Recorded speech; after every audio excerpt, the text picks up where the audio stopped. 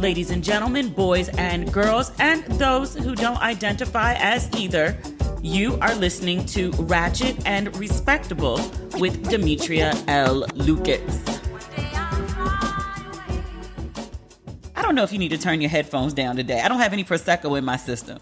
I'm taping this episode on Thursday at 11:51. I am sober and in my home. I'm feeling good, feeling great. I have not been to the gym yet, though. I'm not as fired up as I was last week. I know some people might find that disappointing, but I'm like, I can't be on 10 at all times. I brought it down to a 9. I still got some razzle dazzle this week.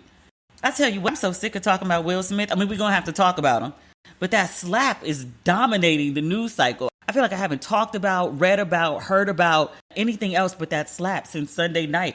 I'm like, are Russia and Ukraine still at war? I literally haven't heard a peep about Ukraine, about COVID, about Ginni Thomas, Clarence's wife, and the huge ethical violations that are going on in the Supreme Court. We're going to have to talk about that. I mean, I know some folks just solely want to talk about Will. My brain can't take it. I have to venture out into other topics, not even other deep topics, because a lot of our podcast today is just, a lot of it is Will, but also it's just like ratchet shit.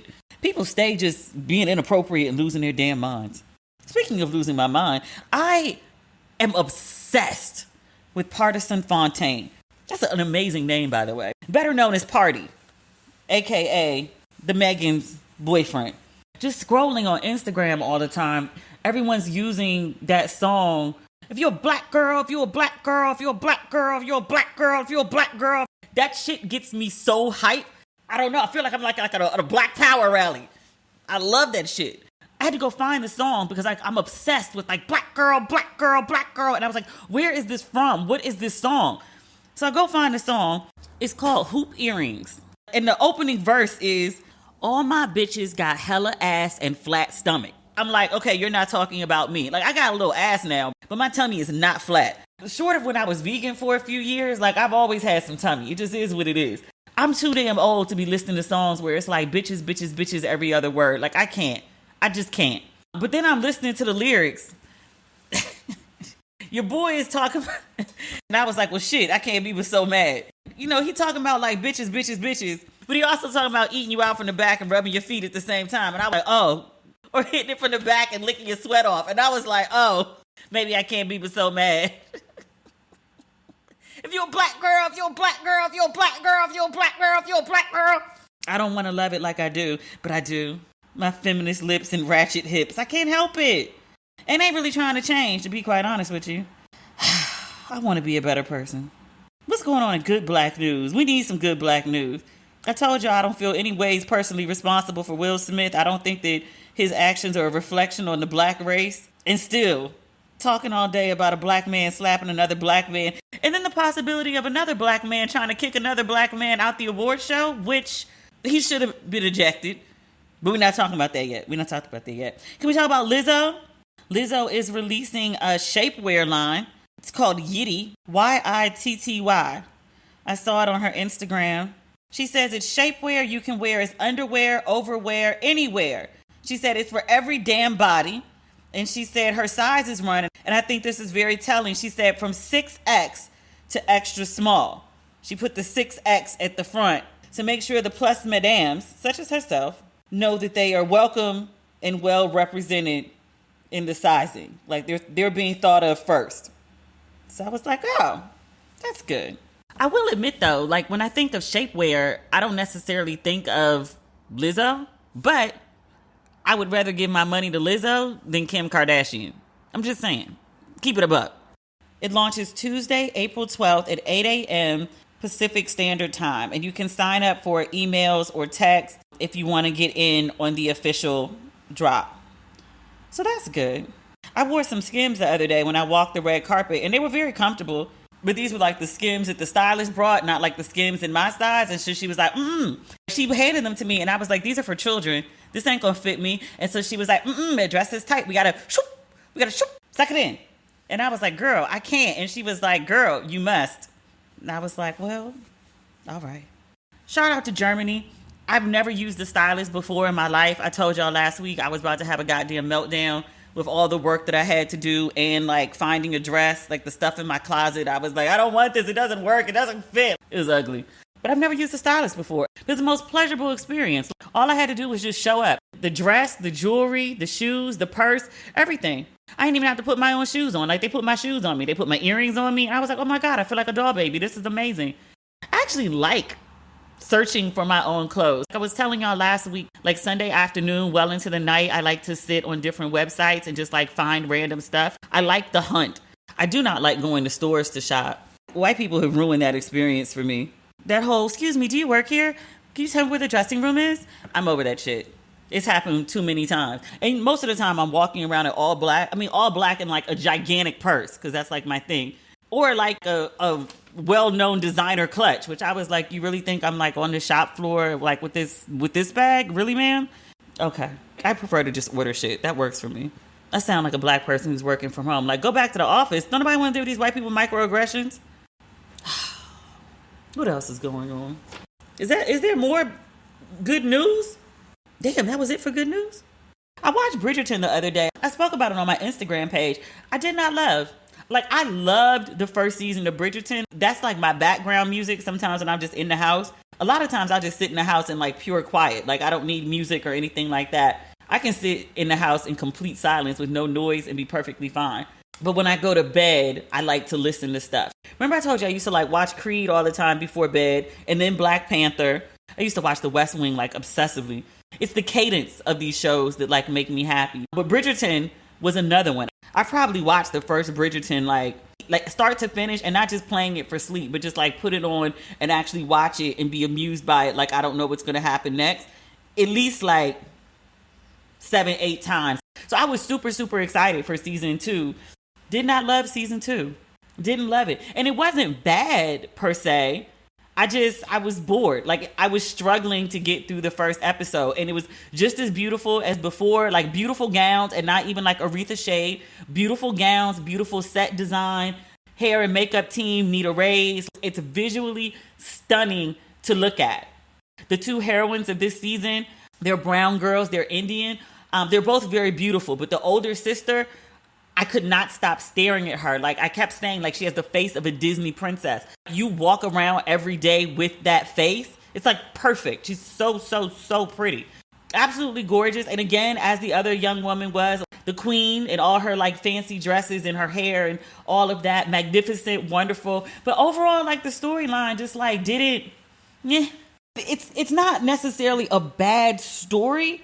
It plots out for these 9 episodes. I was like, really, this is 3 episodes worth of story. The guy that you like, who also likes you, takes a liking to your sister, and you can see where the plot is going in like episode 1. I'm not giving anything away by saying this. It's just a matter of how they get together. You know it's going to happen, but it's a how, but it's just drawn out. And the sister is very nice. She's a sweet girl. She really likes the guy, but it's like you're not rooting for her to be with the guy because you know that the guy is not really into her, and the sister deserves better.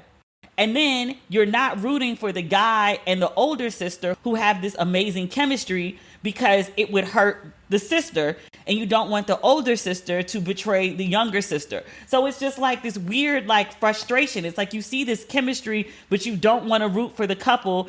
And you see like the younger sister really likes the guy, and she's actually everything that the guy said he was looking for. They would make a fine match. They just don't have this like, you know, kismet, electric chemistry that he has with the older sister. But it's like I felt I didn't want to root for anybody. I was frustrated watching. And then like it's, you know, where the story's going because it's like a romance novel come to life. So you know he's going to end up with the older sister eventually. But I was like, I don't need 9 episodes for it to happen. And then when he finally does end up with the older sister, I want to say we got like maybe an entire 5 minutes of them being a happy couple, and then the show was over. And I was like, wait, what? Because the first season of Bridgerton, I mean, them 2 was fucking everywhere. The Duke's ass was on my screen more often than not. They was in the stairs, they was out in the rain, they was in the bedroom. I want to say they was like up against like, what is it called? The Knight's Shield armor. They was up against some armor in the hallway. They was steady getting it on. And I was like, oh, okay, Bridgerton is about that life. Shonda is giving us all the ass. Also, I think with the Duke, it was like, this sounds bad. I ain't got nothing against white ass. Like, there's a lot of white men that I find hot. But I didn't particularly find this guy hot. Like, he's nice looking. He's not bad to look at at all. I don't want to insult the man's appearance. He wasn't giving me like Aquaman vibes, you know? He just didn't do it for me. So I was like, you know, we finally did see his ass. It was just like, it wasn't even like, you know, well chiseled ass. It was just like, you know, some pale white ass. And I was like, melanin matters. Melanin matters. I was frustrated with this season. And not even on some like, oh, I just need to see like a bunch of sex. Because even like the first season of Bridgerton, I was like, oh, this is a lot. And that's coming from somebody who like spent 5 years of their life editing like the really sexy, nasty, like romance novels for Harlequin. That was like my first like real job. But I was like, even me, I was like, this is a lot. So I was like, I didn't need as much as first season, but I was like, I also didn't need like basically none at all. I wanted to love it because I love the first season so much. I'm not saying I won't watch like season 3 when that comes out like a year from now, but I was like, they're going to have to like spice it up somehow because I don't know. This season was a miss for me.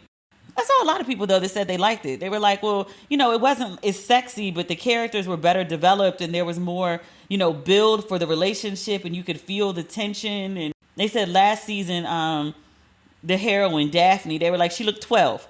They were like, the Duke looked like a grown-ass man and Daphne looked like a child. And they were like, it was really hard for them to get into it. And they were like, you know, Daphne was, again, she's not an unattractive woman, but they were like, the Duke, look at how the Duke looked. Daphne was, you know, she just white. She didn't have like oomph to her. Like she wasn't like an oomph white girl. And some bad white chicks. But Daphne wasn't a bad white chick. I was like, fair. That's a fair assessment.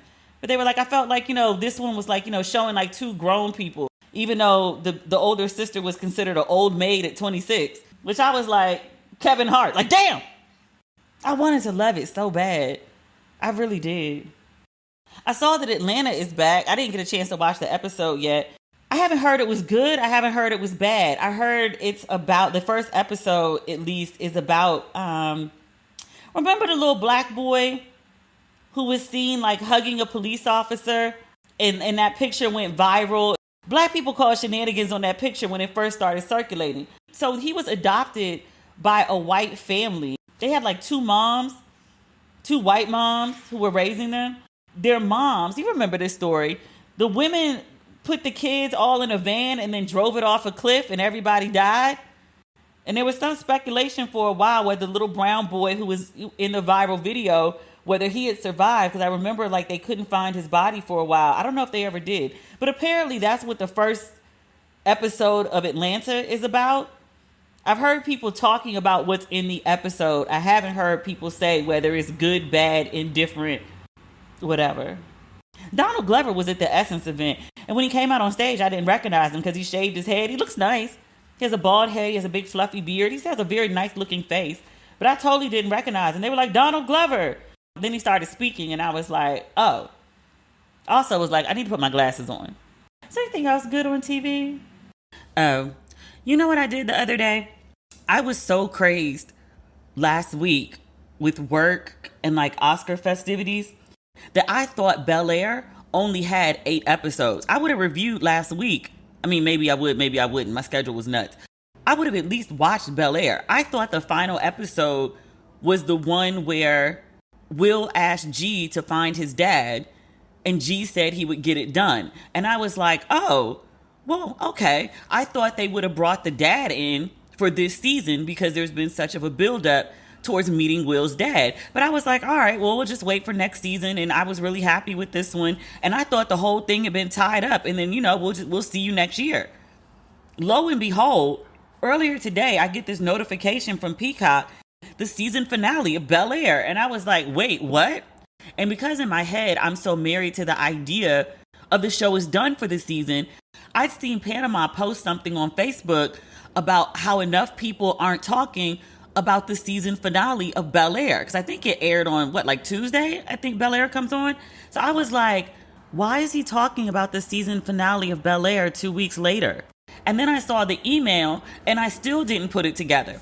I was scrolling through Facebook and I saw somebody else say an actor's name in all caps. And I was like, wait, go to Peacock, come to find out there's 2 full episodes of Bel-Air that I didn't see. I was like, I really got to sleep more, get an assistant, like something.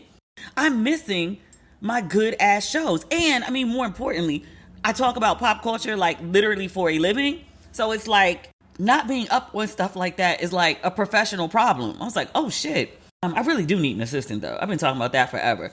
My lawyer / like life coach therapist is trying to like manage me right now, which means like taking things off my plate that like I would usually be involved in. So like even if there's like negotiations for things, like usually I'm on the emails, so I don't weigh in or anything. She stopped me from like seeing anything. And she's like, your job is to put on a dress and show up with a smile, ready to work. That's it.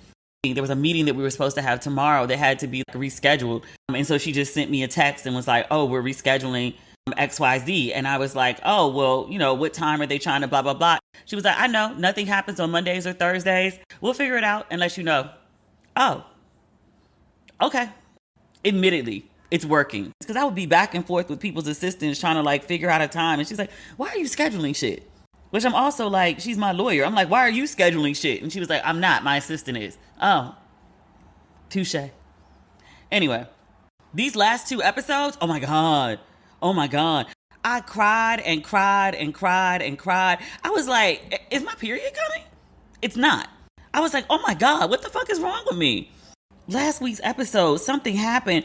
I was in here sobbing. What happened? Oh, when Vivi got her fellowship, I don't know why that hit me so hard. I guess because like she just wanted something really bad. She wasn't sure if she'd still be good or she was still valuable, if she was still relevant. I had all kinds of anxiety about going on hiatus from this podcast. One day I'll tell you the full story. And this is nothing like Vivi taking 15 years off to raise her children, right?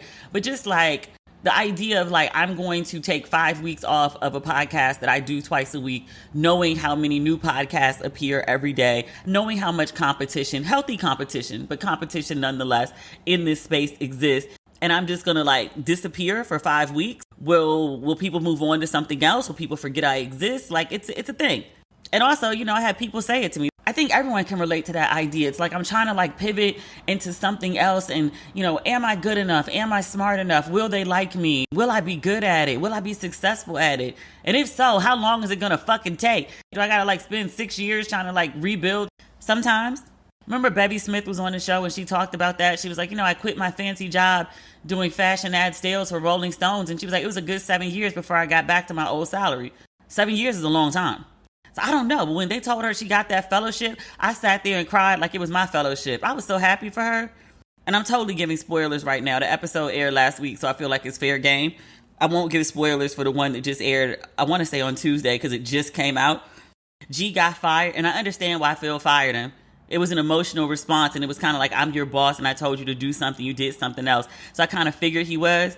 G was 2 seconds from resigning when Will had come to him and been like, find my dad. So he wanted to part ways because he didn't agree with Phil philosophically. So them going their separate ways, like I understood it, but emotionally, like I was like, no, what is this family going to do without G? Because what is this family going to do without G? They had 3 grown-ups in the house. I mean, and not to say that it was like, one assigned to each child, but it was 3 on 3. And then Will came, and then it was 3 on 4. And then it was like 3 grown people on 4 young people. Hilly's technically grown, but she still needs care and guidance. What she need to do is call her daddy and be like, I need $50,000 to get out this contract instead of whatever she's doing. She's figuring it out. But I'm like, girl, you trying to play it hard and there's just no need to. I understand why. You want to have a sense of independence. Like, I get it. But I was like, you trying to play hard. Anybody else who's not in your position wishes they were, just so they could be like, hey, so here's the situation. I'm in a jam and I need you to cut this check, cut the check and get me out of it. But Phil fired G. And then they had like a man hug and it was so emotional. And I was like, neither one of y'all want to go. Can y'all just go like, take a walk, sleep it off, talk about it in the morning? Like y'all doing this shit on GP, but y'all need each other. And the house needs G. Phil fired G. G left. Phil sat in a chair and cried with real tears. Tears streaming down his face, all manner of upset. And then went and lied to his wife. G had a family emergency and he needs to go. Sir, you couldn't tell Vivi, you couldn't tell your own wife exactly what happened? And before he left, like G, read him some. Phil let him get some off. He tried to talk about Honeybee and Phil stopped him. He was like, I don't want to hear nothing about Honeybee. G backed off. But he told him, and he was like, basically, like, you have destructive tendencies. You go after what you want. Nothing's ever good enough. And you bulldoze over everybody in your family. And you have some blind spots when it comes to like what your family needs. You need to address. And he was like, do better. Do better and don't let me down. Then they found out that Will's secret had come out. And I knew, even before Phil walked on the stage, I knew because of how calm he was. I knew when the kids came to him in a panic and of how calm he was after they told him and he was like, I'll take care of it. I was like, yo, Phil about to quit. Phil about to quit. Phil about to pull out this damn election. Phil is about to quit. Oh my God. Oh my God. Oh my God. I was sitting up here chanting at my screen. And then when Phil was like, yeah, I'm withdrawing from the election, I started screaming like I didn't know Phil was about to quit, even though I've been sitting in my house calling it the whole time. I was distraught, but also proud because he did the right thing to protect Will and to do what's best for his family. Vivi had called the women about the fellowship and she was like, I can't do this. Like, had a whole meltdown. And I was like, girl, you talking too much. You need a therapist right now. You telling too much of your personal business to business people. You're doing too much. I understand you're overwhelmed, but you need to find a friend. Call a friend. Not this woman you just met who's going to be like your business partner in this. You're doing too much. Basically, she was like, my kids got a bunch of problems and need me. And my husband's about to be an elected official and I can't let this whole family spiral. And the woman was like, ma'am, we told you 24 hours. I'm going to pretend this call didn't happen. Get some rest. Good day and goodbye. Thank you. People need folks sometimes to save them from themselves, i.e. Jeffrey. Oh, something happened in the episode. Lisa came by. The doorbell rang twice. Both Will and Carlton looked at each other. Carlton was like, where's Jeffrey? Them folks ain't never even answered the door for themselves. In the last episode, Will is cooking his own breakfast. Carlton comes downstairs and Will was like, you want some cheese eggs? And he was like, nah, I'm trying to eat healthy. He goes and looks in the refrigerator and he was like, where's the food? Where's Jeffrey? That house is falling apart without that man. Bring that man back. I don't know how the Banks family gonna work without G. Jesus Christ, I can't get away from talking about Will Smith. I just realized I was talking about Will Smith's show. You cannot get away from Will Smith right now. Jesus. You know what? I want to talk about the finale really bad, but because it just aired, I don't want to give anything away. But because my friend spoiled it for me by posting the actor's name, and I was like, oh, is that who Will's dad is? And it was. The finale, I screamed and screamed. I cried like I didn't have a daddy that I talked to yesterday. At one point, I was screaming at the screen and I had my hands on the side of my face. I was like, I am way too emotionally invested in fictional characters. I need to bring it down to an 8. Now I'm sad all over again. Like I got sad 2 weeks ago because I was like, oh, no more Bel-Air. And now I'm like re-sad because I'm like, no more Bel-Air. That is a really good finale where they repositioned all the characters for them to go forward for next season. Without Jeffrey, so good. So good. I've tried a lot of different omega-3 supplements, and I've got to say, Iwi is the best one I've ever used. Their secret is algae. It's a whole nother level than plain fish oil. Here's why I love Iwi. Do you know where fish get their omega-3s from? Algae. With Iwi, you go straight to the source and skip the middle fish and the nasty fish burps. Iwi's proprietary form of algae leads to 50% more absorption, the world's highest absorption of any source of omega-3. Iwi's proprietary formula goes right to your bloodstream for more absorption, more health benefits. In a clinical study, Iwi cholesterol helped reduce bad VLDL cholesterol by 25% on average in just 3 months. No matter how old or young you are, you can reap the benefits of Iwi. If you're all about that healthy lifestyle, then adding Iwi to your self-care supplements is a must to support your heart, brain, vision, and overall wellness. And all of Iwi's products are plant-based, sustainably sourced, and farmed in the U.S. I love that. I love how Iwi makes it so easy to stay on top of my health. It's never too late or too early to start taking Iwi. Go to iwilife.com/ratchet and use code RATCHET to save 30% on your first purchase of any Iwi product. Take advantage of this limited time offer today. iwilife.com/ratchet. Code RATCHET for 30% off your first purchase.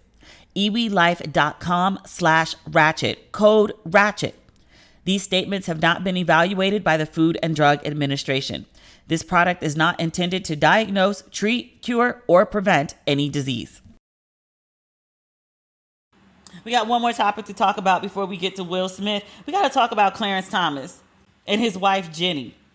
Now, I didn't really know that much about Ginni. I've never really paid that much attention to her. I knew her as Clarence Thomas's white wife. And I don't say white in that way with any kind of derision. I'm just noting that, Clarence Thomas is a very like Uncle Ruckus type figure. And he's married to a white woman, which, surprises next to no one. I know more about probably his wife than I know about him. And what I know about her is old girl is wild for the night. We're having national conversations about slapping people. I don't condone violence. I do not condone violence. Even though I said of Will Smith and Chris Rock, I said the same thing that Chris Rock said about OJ and Nicole. I do not condone it, but I understand. I'm going to tell you a story about Ginni and Anita Hill. And I'm going to tell you that if Anita Hill had gone ahead and Batman slapped Ginni Thomas, I wouldn't even say I don't condone it. I'd be like, well, she should have kept her fucking mouth shut. And that would have been that. So let's go back. Let's go back to 1991? Let me go back and check my notes on that because I want to make sure I get the date right on that. I know you're tired. Sorry. I'm obsessed with that song. I don't even think Charlie Wilson sang that song when I went to see him in concert. I swear he didn't sing it. But it's like stuck in my head. Okay, yes. Okay, boom. So let's go back to 1991 when Clarence Thomas was up for the Supreme Court. And Anita Hill comes forward and she says, basically, he's a pig and a pervert. When this came out, in 1991, I was, 11? 1991, I was 11, maybe 12. I remember details from Clarence Thomas's hearing and of the things that Anita Hill was accusing him of doing. And I remember the quote about, is that a pubic hair on my Coke? And I remember thinking as a kid, what the fuck? And I got the sexual connotation of it and all of that or whatever. But I was just like, what a fucking weirdo. And I think I just left it at that. And then I was reading it yesterday and I was like, yo, what kind of sick bastard says some shit like that? And at work. There's a pubic hair on my Coke. What did you hope would be the reaction to that? Did you think that this would turn this woman on and she would be close the door, lower the blinds, let's get on the table? Nigga, what? There's a pubic hair on my coat. It doesn't really rise to the occasion of, do you want my arm to fall off? It's not giving me Billy D. It's you sick fuck. What the fuck is wrong with you? So obviously, Anita Hill does this testifying. She shares these stories. This man is a goddamn pig and you need to know before you put him on the Supreme Court. Basically, the Senate is yeah, we heard you. He's a pig. So what? He goes on the Supreme Court. That happens. Everyone seems to move on. Your girl Ginni, because I can't claim her. Your girl Ginni picked up her goddamn phone in 2010, 19 years after the hearings. She called Anita Hill's phone. She called her phone at work. Anita didn't answer. Ginni left this message. I'm reading this from NPR. She said, "Good morning, Anita Hill. It's Ginni Thomas. I just wanted to reach across the airwaves and the years and ask you to consider something. I would love you to consider an apology sometime and some full explanation of why you did what you did with my husband. So give it some thought and certainly pray on this and hope that one day you will help us understand why you did what you did. Okay. Have a good day." Who the fuck does that? Who? So I'm giving you this context of who the fuck Ginni Thomas is and the type of wild for the night chick that she likes to be. Your girl Ginni Thomas. Tell you what else Ginni's been doing. Your girl Ginni, wild girl Ginni. I'm reading this over on Slate. So this story about Ginni broke maybe a week and change ago and nothing's happened so far. And Slate ran this article yesterday and they said, and the title is Clarence Thomas really untouchable? And the question comes because of what I'm about to explain to you. So I've given you social context of Ginni Thomas. Let me tell you what she does for a living. Slate describes her. She is the wife of Supreme Court Justice Clarence Thomas, but far more than that, she's a DC power broker. She runs a consulting firm that boasts it can, quote, open any door in Washington. And this article is written by Mary Harris. She says, Ginni Thomas has made herself a key part of the conservative infrastructure in D.C.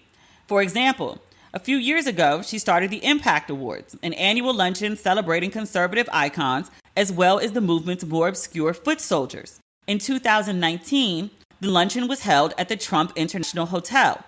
Toward the end of the ceremony, she gave an award to Mark Meadows, who was then a congressman.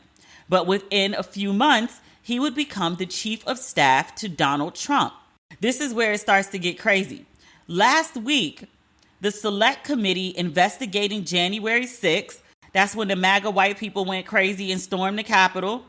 The Select Committee got a hold of some of Ginni Thomas's text messages that were sent directly to Mark Meadows, who was then the chief of staff to the Orange president. The messages were about the 2020 election. In these texts, Ginni is urging Trump and his supporters via Meadows to keep Joe Biden out of the White House and encourages them to, quote, stop the steal. Slate describes the tone of her text as having the fervor of a zealot. So here's the problem. There's always been a concern, this is according to Slate, that there's overlap between Ginni Thomas and her husband Clarence Thomas's work. Ginni Thomas is involved with various organizations that have filed briefs before the Supreme Court, i.e., where her husband works. Until now, there was nothing that showed a direct conflict. So here's where the issue comes up. A bunch of stuff that goes to the Supreme Court about the events of January 6th, about Trump trying to steal the election. You are voting on these issues and your wife is directly tied up in all of it. It's a complete conflict. So people have been talking about Clarence Thomas needs to recuse himself from hearing any cases about January 6th or anything that would be an ethical conflict because his wife either is involved in it because of her work or is involved in it because she's like on some crazy zealot shit. Also about Ginni and January 6th, you know she was at the what do you call insurrection. She said it was too cold and so she left before things got crazy. But she 110% was there. So according to Slate, like the idea of Clarence Thomas, like, you know, removing himself from these cases is like null and void. Like he should have done it years ago. He hasn't done it. He has no intentions of doing it. They don't think the other Supreme Court justices will tell him that he needs to recuse himself because they don't want to rock the boat. So technically, according to rules of Supreme Court justices, that they should recuse themselves when they have an ethical conflict. The thing is, there's no one there to enforce it. So you could say yes, this is the right thing that you should do. But if there's no one there to make you do it, you know, humans being humans, why? They said in terms of Congress getting involved, yeah, they could go after Clarence Thomas. They could attempt to impeach him to get him off the court. And they were like, maybe they can get that through the House, but the Senate is not going to remove him. So to put something in motion, trying to get him out the way, it's a lot of energy for the likelihood of no result. So in the meantime, he just sits there, ethical conflicts be damned, and there's really nothing anyone can do about it. The upside of this Ginni Thomas story coming out is people suspect that it's just the beginning. If you've just gone through and found these text messages, it's very likely that there's more to come. I was reading on some other page, was it Vanity Fair? They were talking more about Ginni Thomas. They had some of her text messages. Oh, girl is kind of batshit out of her mind. Hold on, was it Vanity Fair? Let me see. Ginni Thomas. I remember one of the quotes, release the Kraken. That's the kind of crazy shit that she's been sending. I'm reading this on the New Yorker. The article is called Legal Scholars Are Shocked by Ginni Thomas's Stop the Steal text. And the article begins, quote, several of the country's most respected legal scholars say that Supreme Court Justice Clarence Thomas must immediately recuse himself from any cases relating to the 2020 election and its aftermath. Now that it's been revealed that his wife, Ginni Thomas, colluded extensively with the top White House advisor, that would be Trump's chief of staff, about overturning Joe Biden's victory over then President Donald Trump. I think I said earlier there were 20 or so text messages. The New Yorker puts the number at 29. 29 text messages between Ginni Thomas and Mark Meadows, the Trump White House chief of staff. The New Yorker describes the text messages as she militated relentlessly for invalidating the results of the presidential election, which she described as, quote, obvious fraud. It was necessary, she told Meadows, to, quote, release the Kraken, Who speaks like this? And save us from the left taking down America. Stephen Gillers, a law professor at NYU, my alma mater, and a prominent judicial ethicist, he described the revelations as, quote, a game changer. He says Ginni has now crossed a line. Gillers concluded Clarence Thomas cannot sit on any matter involving the election, the invasion of the Capitol, or the work of the January 6th committee. And yet, no one's doing anything about it. The New Yorker notes that Justice Thomas has already participated in 2 cases related to the 2020 election and its aftermath, despite his wife's direct involvement in the so-called Stop the Steal efforts. A 3rd case may soon reach the Supreme Court. Speaking to the New Yorker, Gillers goes on to emphasize, in fact, that it's impossible to know whether Clarence Thomas could actually be impartial in such cases. But, he argues, the justice has now forfeited the right to ask the public to trust his impartiality now that Ginni's texts are revealed. He should not sit in on any cases. And just for clarity, Clarence Thomas and wife Ginni have repeatedly denied that there's any conflict of interest. I don't really know how that can be denied given how these texts have come to light. I'm just telling you their side of the story. I also think it's worth noting, because we talked about this earlier, the subcommittee, the January 6th subcommittee, the New Yorker is more thorough in their coverage than Slate. They note that Clarence Thomas was the sole dissenter in a proceeding in which Trump asked the court to stop the House Investigative Committee from obtaining records of his communications relating to the efforts to subvert the 2020 election results. That's the same committee that we talked about earlier. Everybody else said, go ahead and do it. Release the records of communications. Except Clarence Thomas. The text messages that have come to light did not come about as a result of that ruling. I wonder where this story is going to go. I'm 100% sure that there's a team of journalists currently digging to find more information about her. That's absolute. I feel like this is just the ground floor of this story. I feel like it's going a bunch of places. We just don't know where yet. So we'll put a pin in this one for now. I feel like this is the very beginning of a very wild ride. Like, we know it's going somewhere. We just don't know where just yet. Do we have to talk about Will Smith? We do, because there's so much Will Smith stuff. I literally, for my my notes notebook where I jot down like all my thoughts and things I want to talk about, like it's literally like 1 page and a half. It's all about like Will Smith randomness. Let's just start and see where we go. How about that? I was talking to one of my friends last night, like Davita, who I travel with, who was in Mexico with me, who I go to Ghana with. We were talking last night until like 1 something in the morning. One of the things I was sharing with her is like, I feel like Will Smith is on the brink of becoming what, say, like OJ or Michael Jackson or maybe Bill Cosby, or there was one other example I had, Marion Barry. That's a very personal DC example for me. Word to my parents. And I don't mean that in terms of smoking crack or allegedly molesting kids or allegedly killing your ex-wife and her friend or raping people, not really so much on the low.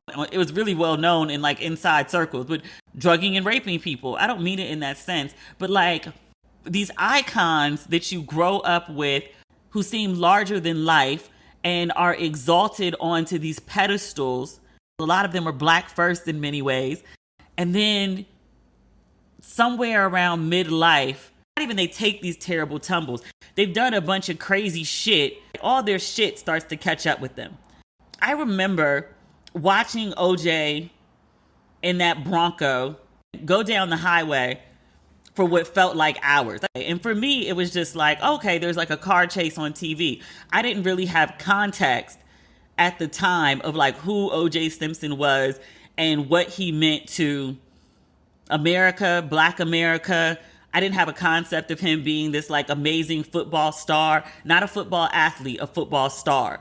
I didn't have a concept of the doors that he opened going from, you know, the NFL to starring in movies to being like a spokesperson for Hertz. I just thought like, okay, black people in commercials. I didn't realize like, oh, you're one of like the first, you know, athletes to start getting these like mainstream endorsement contracts. I had no context for it because I was too young. My parents are looking at it as like, I can't believe O.J. Simpson. Like, O.J. Simpson is being charged with killing people. But my parents were just like, OJ? Like, OJ? Whoever would have thought OJ? Same thing with Bill Cosby. Like, Bill Cosby? Bill Cosby. America loves Bill Cosby. Bill Cosby? I had a reference of Bill Cosby from The Cosby Show, but everything leading up before The Cosby Show, I knew nothing of Bill Cosby. But my parents were like, Bill Cosby? Raping people? Bill Cosby? It was unfathomable. Marion Barry smoking crack. No one thought Marion Barry used crack. And even at the time, the common story was he only smoked that crack because the woman wanted him to smoke crack. What he wanted was some ass. And he had to smoke the crack to get the ass, and that's the only reason he smoked the crack. And I was like, yeah, you smoking crack for ass now? And they were like, didn't you see it on the video? Maybe that's true. Or maybe that was their way of justifying the shocking scene that they saw. But everyone, there was a collective like, oh my God, Marion Barry? Now, white folks had their things to say about Marion Barry. DC black folks loved Marion Barry. And it was like, oh my God, Marion Barry is on camera smoking crack? What? Michael Jackson's accused of molesting children? What? The shock of it all. Comparison to these things, right? Will Smith going on stage and slapping Chris Rock, it is technically assault and battery. In no way am I condoning it. I told you before, I don't condone it. I understand it. But I wonder, and I was like, is this the beginning of Will Smith unraveling? Or is this just like a one-off? And I didn't think it until I saw this video footage. Obviously, we all saw the footage that aired, like, you know, the official airing from the Oscars, even from the international version, the live feed that you can actually hear Will Smith cursing. It's all the same visual footage. So somebody's sitting in the audience very close to Will Smith. And I was like, is this like an A-lister, somebody married to an A-lister, a relative of an A-lister? Or it could have been like a seat filler. But somebody sitting maybe like 2-3 rows behind Will Smith starts filming. Right after the slap, Will Smith has already turned around and is walking back down the stage, the runway, and headed back to his seat. He and Jada's reactions are bizarre to me. You change the angle slightly, which changes the perspective that you're viewing it from, and it changes how that whole interaction looks entirely. Like, Will goes up there and slaps Chris Rock, and he walks off like he's the man in this bitch. And he comes and he sits down. Jada looks at him. I think she's smiling in the video. I'm not sure. And then she looks back to the stage. Chris Rock is trying to compose himself. Will yells like, keep my name out your fucking mouth. And that's when Jada looks at him. And then she turns back to the stage. Chris makes one quip. Then he makes another one. And he says something about like the wildest moment ever aired on television or something like that. And the whole audience laughs. I don't know if everyone is in shock. Everyone thinks this is a skit, but everyone laughs, like including Jada. And then Chris goes on, as planned, back to reading the teleprompter and talking about the documentaries that are nominated for Oscars. Like, it's bizarre. Jada never, like, Will comes off the stage, he sits down, crosses his legs, like comfortable, like he's in his living room. Okay. But like Jada has like no reaction. Like, your husband just went on stage and slapped someone. I'm like, did Jada think it was a skit? Has Jada seen this behavior 50 million times before? So it's like a non-factor to her? Because like the first time you see crazy shit, you like, oh my God, I've seen some crazy shit. Somewhere around the 5th or 6th time you see the same crazy shit, it's not crazy no more. It's just like, oh, that's just him. Other people think it's crazy because they ain't seen it before. They're like, what the fuck? You? Not so much. I'm telling you that from personal experience. So I'm like, I don't understand her reaction. Is this like a Hollywood thing where you're like, I know the cameras are on me and I'm just going to sit here and not make any sudden moves? I go into performance mode? So that's my first thought. Second thought. Moments like this, we have these collective national moments that stir up so many topics, because this is way more than about like Will Smith went on stage and slapped Chris Rock. It's become a commentary on patriarchy, to misogyny, to like the roles of wives, to the roles of comedians, therapy, ego, narcissism, open marriage, racism, white supremacy, what white people think, gender, the history of black women being shitted on at the Oscars, the history of Chris Rock shitting on black women, black women's hair, So many issues become touch points because of this slap. The upside of this is everyone who writes for a living, everyone who's a public intellectual, common thinker, strings together opinions, strings together words for a living, weighs in. And there's so much to talk about. So they talk about it incessantly. And the heavy hitters come out to do their best analysis. And one of those is Roxane Gay. Gay wrote a really great piece for the New York Times about thick skin. And she was talking about this kind of American ideal. I don't think she just assigned it directly to Black women, but she was talking about the idea that everyone is expected to just endure being insulted. There's no real issue with people who are doing the insulting. The idea is that, well, you should have thicker skin so you won't feel offended. Roxane Gay's piece is called Jada Pinkett Smith Shouldn't Have to Take a Joke. Neither should you. And she starts off saying, quote, "This is not a defense of Will Smith, who does not need me to defend him. Instead, this is a defense of thin skin. It is a defense of boundaries and being human and enforcing one's limits. It is a repudiation of the incessant valorizing of taking a joke, having a sense of humor. It is a rejection of the expectation that we laugh off everything people want to say and to do to us." She asks, quote, "Who is served by all this thick skin? Those who want to behave with impunity. If the targets of derision only had thicker skin, their aggressors could say or do as they please. If we all had the thickest of skins, no one would have to take responsibility for cruelties, big or small. It's an alluring idea to some, I suppose." And then she talks about how thick skin comes up often in the context of comedy. She says, quote, "It should go without saying that comedians are free to say what they please. Long live creative license and free speech. But it should be obvious that the targets of jokes and insults have every right to react and respond. There is a strange idea that there is nobility in tolerating, or better yet, enjoying humor that attacks who you are, what you do, or how you look. That with free speech comes the obligation to turn the other cheek, rise above, laugh it all off.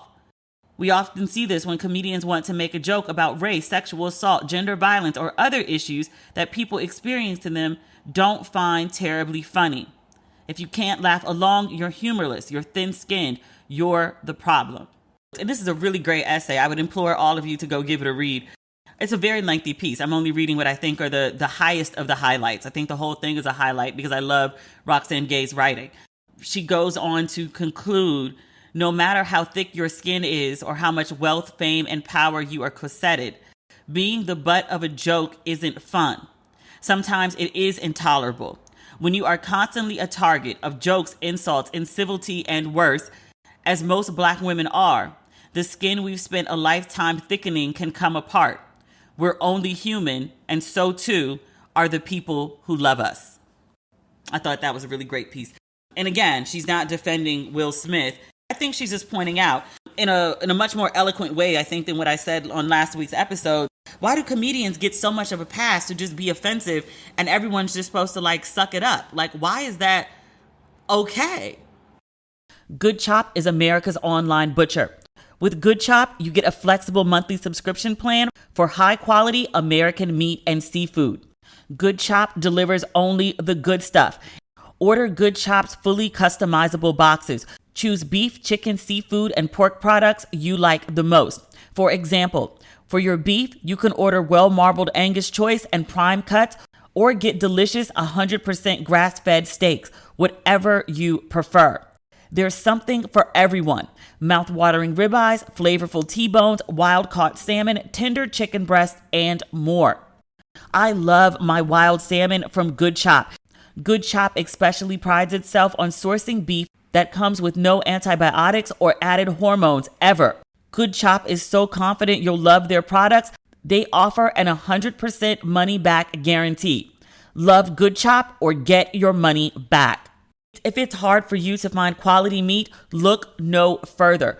Good Chop makes getting the good stuff easy. Go to goodchop.com/ratchet100 and use code ratchet100 to get $100 off your first 3 boxes. That's goodchop.com/ratchet100. Code ratchet100 for $100 off your first 3 boxes. Good Chop, America's online butcher. This podcast is sponsored by BetterHelp Online Therapy. Relationships take work, especially the most important one you can have in your life, your relationship with yourself. A lot of us will drop anything to go help someone we care about. We'll go out of our way to treat other people well. But how often do we give ourselves the same treatment? One of the best ways to invest in yourself is with a good therapist.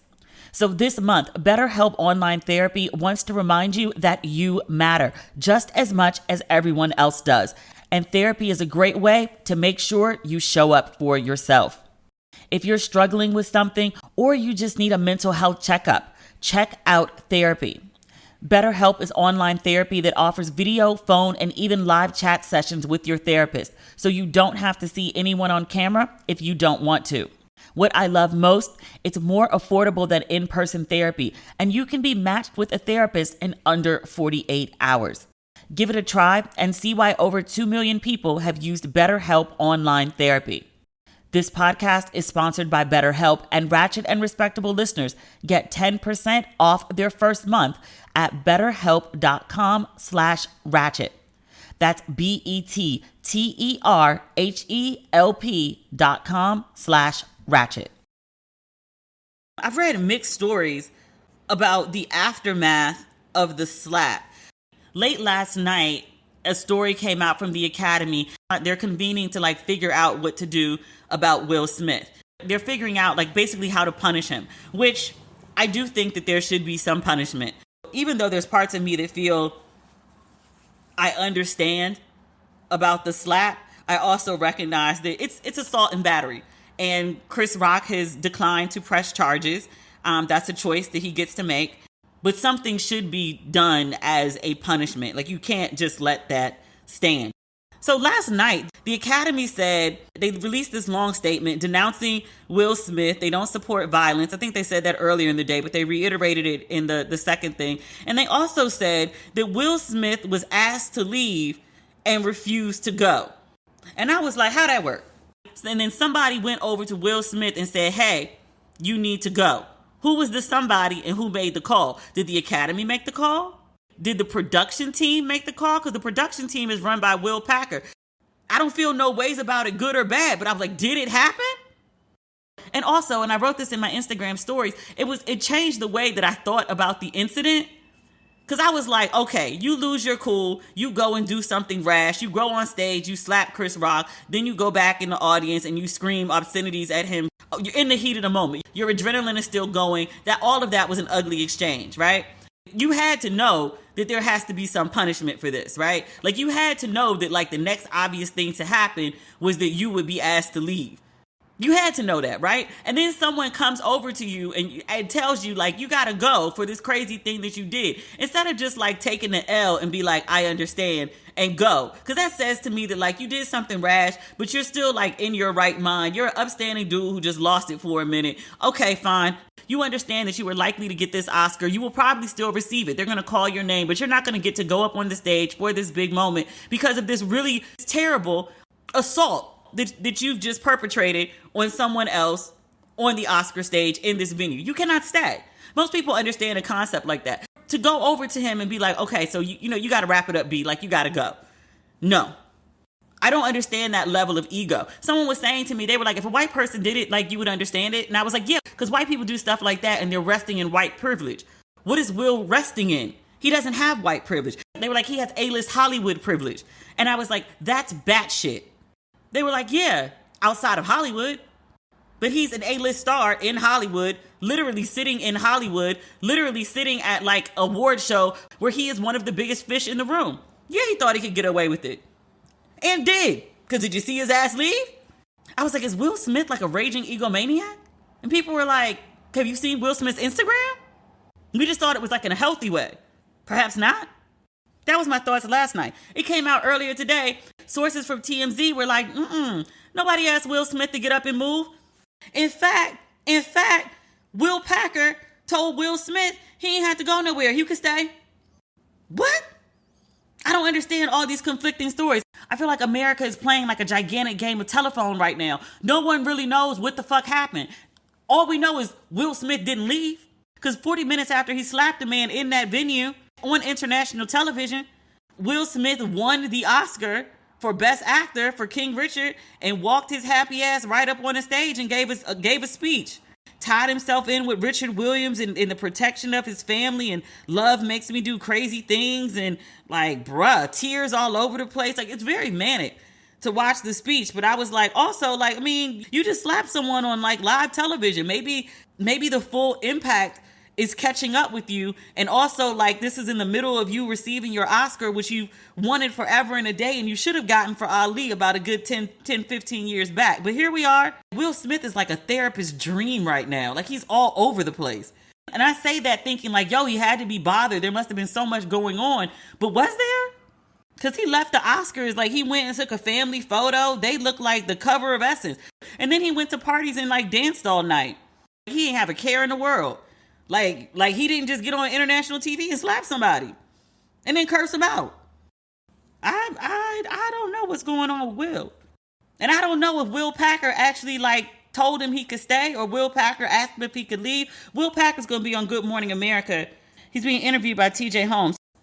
I'm not going to hold the episode until after the Will Packer conversation. We can talk about it on either Instagram or Facebook. We can talk about it tomorrow on Instagram or Facebook. But I'm really curious of like to get to the bottom of what exactly happened with like, you know, the kicking out or the not kicking out. The story keeps changing. I feel like Will Packer is one of the few people that would speak on the record of what it is and what it ain't. Lupita knows what it is and what it ain't because she was literally sitting right there. Lupita could tell us all right now. Lupita ain't gonna open her mouth and say shit. If she got good sense, she ain't throwing herself in the middle of this. We've seen what happens to people who throw themselves in the middle of it, depending on the person. Zoe Kravitz hopped her happy ass on Instagram. She posted a picture at the Vanity Fair party, and the caption was something like, let me see if I can find it, if she changed it or took it down. She said, here's a picture of my dress at the awards show where we are apparently assaulting people on stage now. She actually posted this twice. So she posted her first dress that was at the Oscars, a pink dress. And then she has a white dress that she wore to the Vanity Fair party. So she used the caption twice. Internet has let her ass have it, especially on Twitter. They done lit that girl up. Apparently someone who used to work for Essence, I did not call over there and verify if this is true. I'm positive without even asking that Essence doesn't want to be in the middle of this shit. But there was a gentleman who said he used to work at Essence. Let me go find the quote. Because some of this stuff is so good. To paraphrase, it just doesn't do it justice. This is what he tweeted. He said, Zoe Kravitz is funny. We'll never forget working at Essence and us trying to book her for interviews, covers, events, etc. and her team declining because we, quote, aren't her audience. I won't name any names, but I can. There's a lot of people in Hollywood who did that, who wouldn't do Essence. And not just personally Essence, but any black media. They wanted like the Vanity Fairs, the L's, the In Styles, People Magazine, stuff like that. Black women who wouldn't do Essence. They calling the girl a predator. She did an interview. I don't remember what movie she was in with Jaden, but she was talking about him. She gave this quote. She said, there were moments when I was hanging out with Jaden and thinking, I can't believe you're 14. I have to check myself. Like what I say to you, she laughs. He has so much personality and so much swag. He is so much cooler than I am. And he's so handsome. I was always like, when you're older, you know, we'll hang out. Nope, that's inappropriate. You're 14. So they came for her on that. They found the article, and I remember this one. She said something about like she didn't identify as black when she was growing up. Her reasonings for such were, I didn't like hip hop and Tyler Perry movies. So I was like, what goodwill you had with black people? I mean, largely based on your parents, because she don't really like be in black spaces like that. All goodwill for her is gone. And people are hot with her because they're like, yo, there was a point where you had nothing but great things to say about Will Smith. They went and found this interview where she like gushed about him. Like, he's so nice. He's so regular. He's so down to earth. I absolutely love working with him. Stuff like that. And now all of a sudden you're publicly throwing him under the bus after one incident.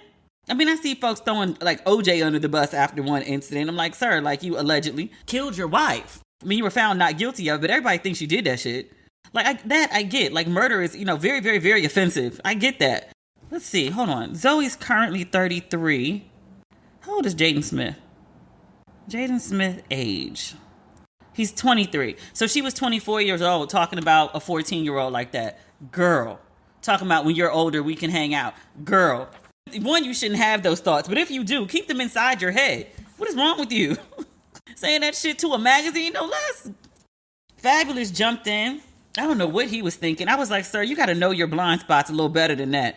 But he jumped in on Twitter. Did I keep that in my phone? Fabolous. I hate that, like, I have to check myself when I spell fabulous. Not like the rapper, but like actually fabulous. Because in my head, like, I spell it the way he does, which is obviously not the correct spelling.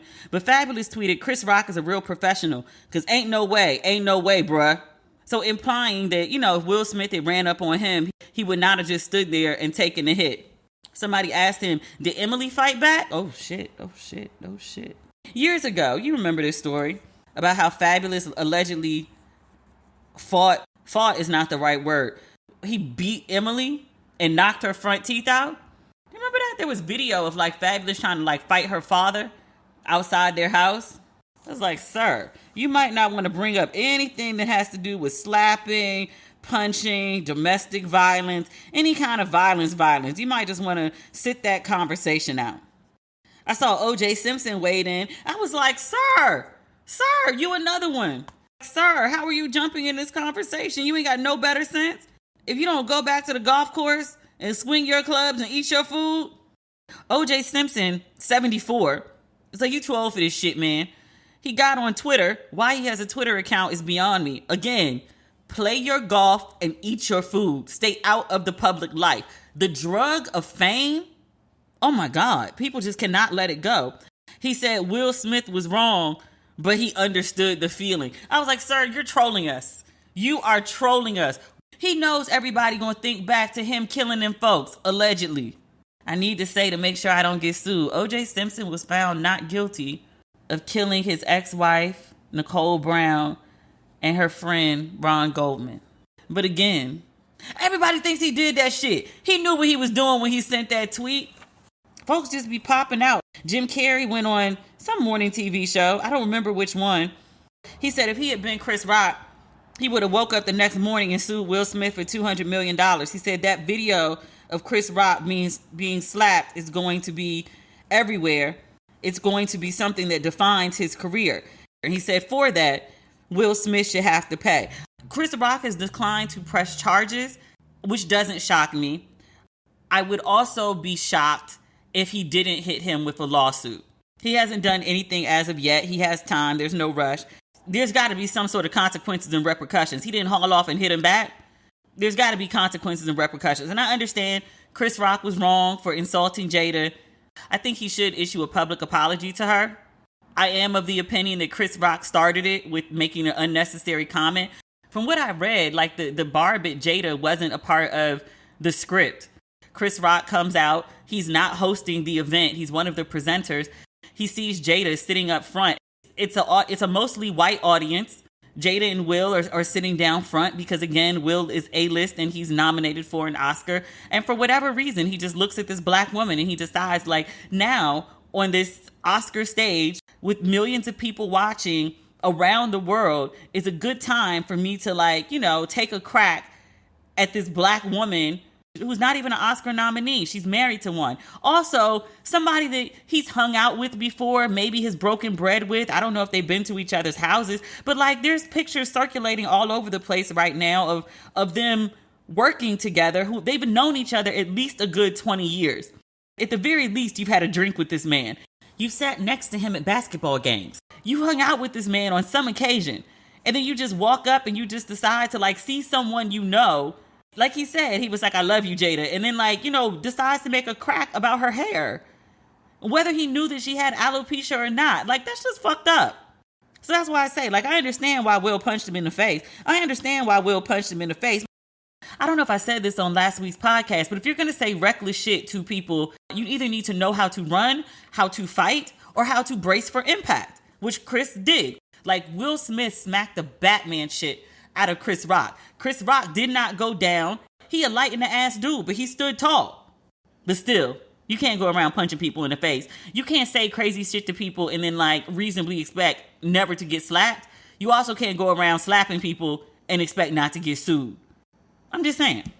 It's not going to bankrupt Will Smith. Will Smith is worth like what? Like $350?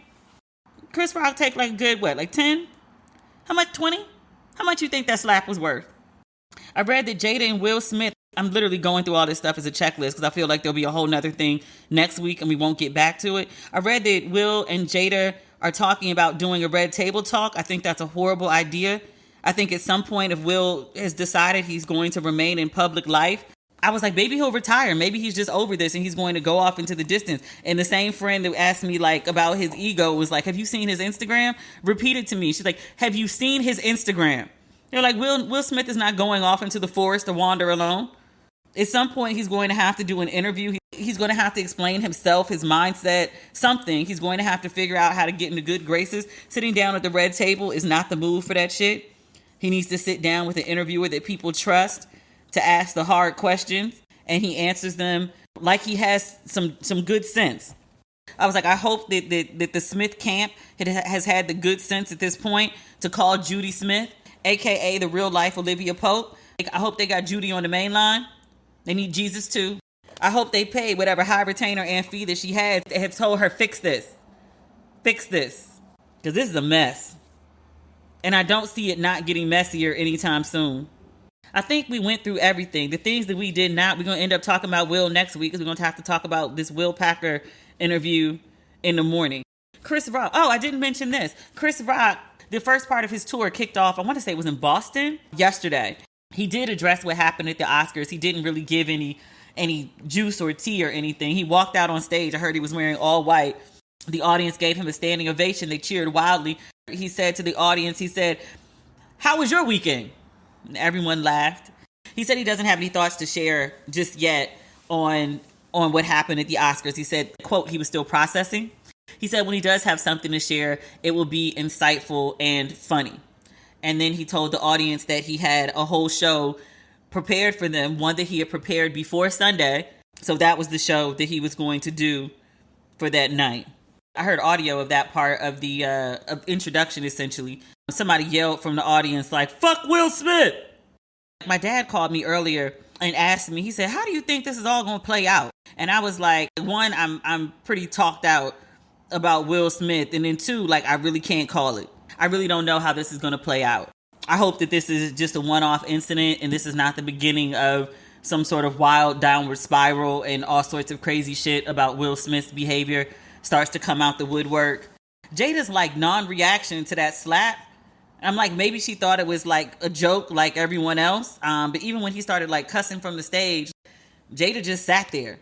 The first time you see somebody flip out like that, even if they flip out at home like that, the first time you see them flip out in public like that, you're like, what the fuck? I don't think a reaction is just to like sit there. But maybe I'm judging her reaction on my reaction. And Jada's not me. So maybe I'm projecting like what I would do onto her. But I'm just like, I don't know. I think that's just a human reaction. Like you see somebody do crazy shit the first time.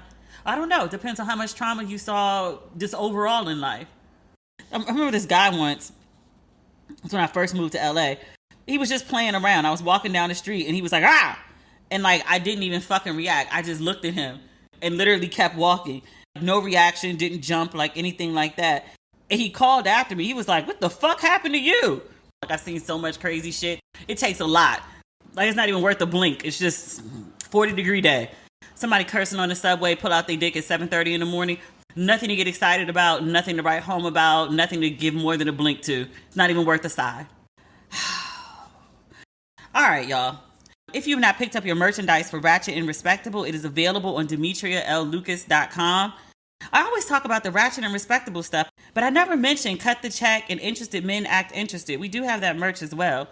But your Ratchet and Respectable merch, including like the logo tees and the logo hoodies and the podcast green, the hoodies and the crew necks, we have those.